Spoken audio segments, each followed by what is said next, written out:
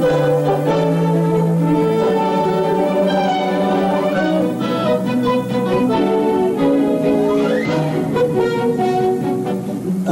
Lim, as a presidential candidate, meron itong tinatawag na atomic mushroom cloud about your citizenship, that you are not, they say, a natural-born Filipino.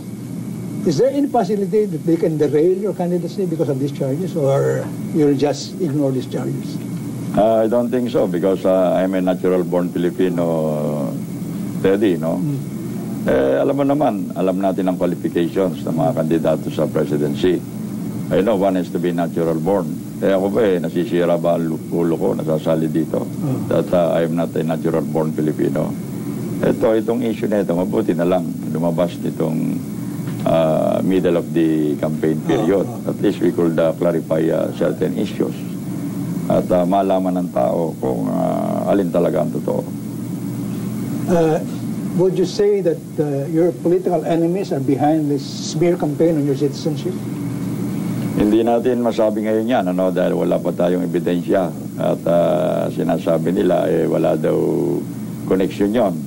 But we don't have to go into the motivation. I think we have to tackle the issue frontally, Teddy, whether what is published is true or not.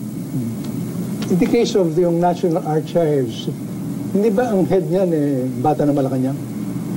Oo, si Mr. Manapat na dinimanda ko for libel in 1995 dahil he made an article against me dun sa smart file na ginamit laban sa akin noong 1995 re-election bid ko. So I filed the case of libel against him sa Manila Prosecutor's Office. Nung nag-hearing na kami, ay hindi sumisipot sa hearing, di ayaw tanggapin ang sabina. Nung ipapile na ng piskal yung kaso sa Juzgado, suddenly there was a memorandum order from the Department of Justice taking over the case. Libel lang ito, Teddy. Pagdating doon sa Department of Justice, hindi rin sumipot. We were there for 2 times yata. Kaya hanggang ngayon, natutulog doon sa Department of Justice yung kaso libel na ipinail ko.